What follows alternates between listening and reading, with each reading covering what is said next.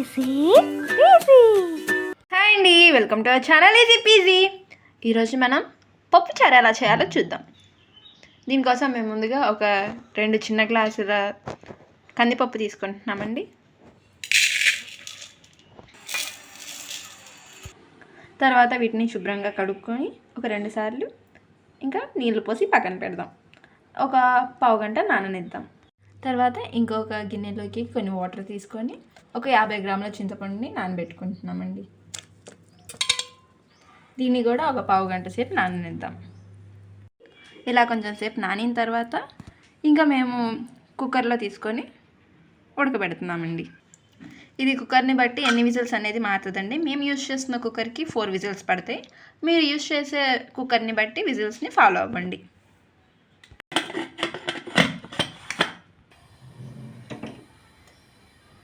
ఇంకండి ఇప్పుడు పప్పు ఉడికిన తర్వాత ఇంక మనం కూరగాయలని కూడా కొంచెం సేపు ఉడకబెట్టుకోవాలి. దానికోసం మేము కొన్ని కూరగాయలు తీసుకున్నామండి. 3 టమాటాలు, 2 పచ్చిమిరకాయలు, ఒక చిన్న దోసకాయ, కొంచెం ఉల్లిపాయలు, క్యారెట్, కొత్తిమీర, కరివేపాకు, ఒక చిన్న బంగాళదుంప తీసుకొని ఉడకబెడుతున్నామండి. ఒకవేళ మీ దగ్గర ఇంకా ఎక్కువ కూరగాయలు ఉంటే వాటిని కూడా వేసుకోవచ్చు. చిటికెడు పసుపు వేసుకుంటున్నామండి వీటిలోకి. అలాగే ఒక స్పూన్ కారం కూడా వేస్తున్నాము. అలాగే 2 టీ స్పూన్లు కల్లుప్పు కూడా వేస్తున్నామండి. దీంట్లోకి ఒక చిన్న గ్లాసు వాటర్ వేసుకొని అలాగే ఒక చెంచా ఆయిల్ కూడా వేసుకొని ఇంకా ఉడకనిద్దామండి. ఇప్పుడు ఈ కూరగాయలు కొంచెం మెత్తగా అయ్యేంత వరకు ఇలానే ఉడకనివ్వాలి. కూరగాయలు ఉడికేలోపు మనం ఇందాక ఉడకబెట్టుకున్న పప్పుని ఎనపుద్దామండి. ఆ పప్పులో నీళ్ళని ఈ మనం ఇందాక పెట్టుకున్న చింతపండులో వేస్తున్నామండి.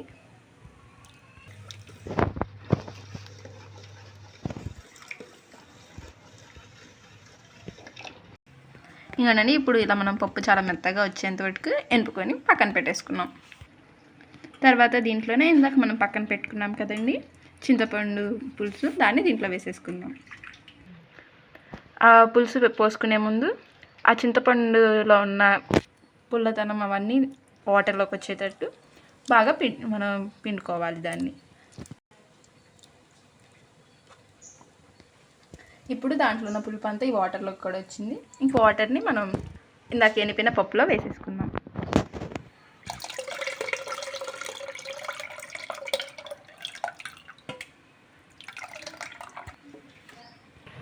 దీంట్లో చింతపండు రసం వేసుకున్న తర్వాత కొంచెం మనకి పప్పుచారు కాబట్టి దీంట్లో కొంచెం వాటర్ వేసుకుంటున్నామండి. దీంట్లో వాటర్ వేసుకొని ఇలా పక్కన పెట్టేసుకుందాం. అందులోకి ఇప్పుడు మన కూరగాయలు ఉడికినాయో లేవో చూద్దామండి. దీనికోసం ఒకసారి దేన్నైనా పట్టుకొని చూస్తే మనకు అర్థమవుతుంది. అలా పట్టుకున్నప్పుడు మెత్తగా ఉంటుంది. అలా మెత్తగా అయిందంటే మన కూరగాయలు ఉడికినట్టే. ఇప్పుడు ఆ ఉడికిన కూరగాయలన్నింటినీ ఇందాక మనం పెట్టుకున్న పప్పులో వేసేసుకుంటున్నామండి. ఇప్పుడు ఈ పప్పుచారుని మనం బాగా కాగనిద్దాం. ఈ పప్పుచారు పొంగు వచ్చేంతవరకు ఇలానే కాగనివ్వాలండి. ఇది మనం మీడియం ఫ్లేమ్లోనే చేయొచ్చండి. ఇలా పప్పుచారు కొంచెం పొంగు వస్తున్నప్పుడు ఇలా కొంచెం మనం కలుపుకోవాలి, లేకపోతే అవన్నీ బయటకు వచ్చేస్తాయి.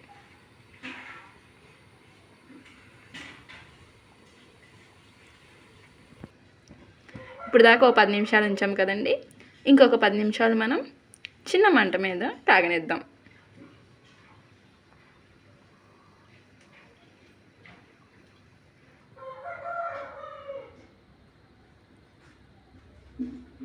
ఇంకోండి ఇంకో 10 నిమిషాలు కూడా అయిపోయింది. ఇప్పుడు మన పప్పుచారు కాగినాయండి.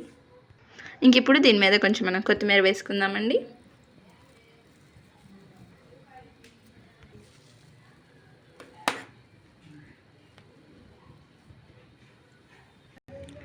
ఈ కొత్తిమీర వేసిన తర్వాత ఇంకొక నిమిషం కాగనిద్దామండి.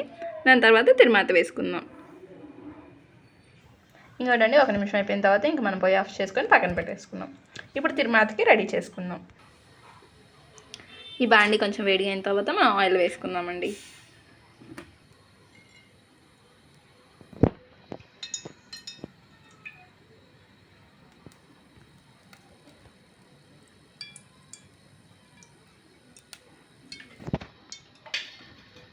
ఈ ఆయిల్ కొంచెం వేడిగా అవ్వాలండి.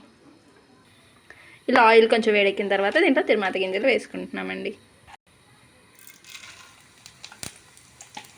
2 ఎండుమిరగాయలని కూడా చిన్న చిన్నగా కట్ చేసి వేసుకున్నామండి. ఉల్లిపాయలని కూడా కట్ చేసుకొని దాన్ని కూడా వేసుకున్నామండి.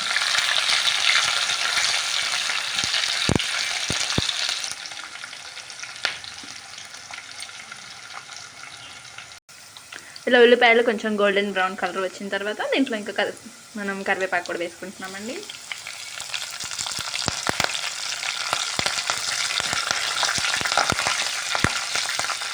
ఇంకా అంతే అండి. ఇది కూడా పొయ్యి కూడా ఆఫ్ చేసేసుకుందాం. ఇప్పుడు ఈ తిరుమాతని పప్పుచారులో వేసేసుకుందాం.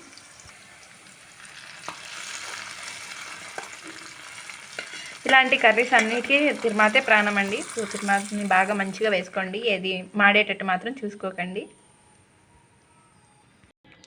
అంతే అండి, ఎంతో టేస్టీగా ఉండే పప్పుచారు రెడీ.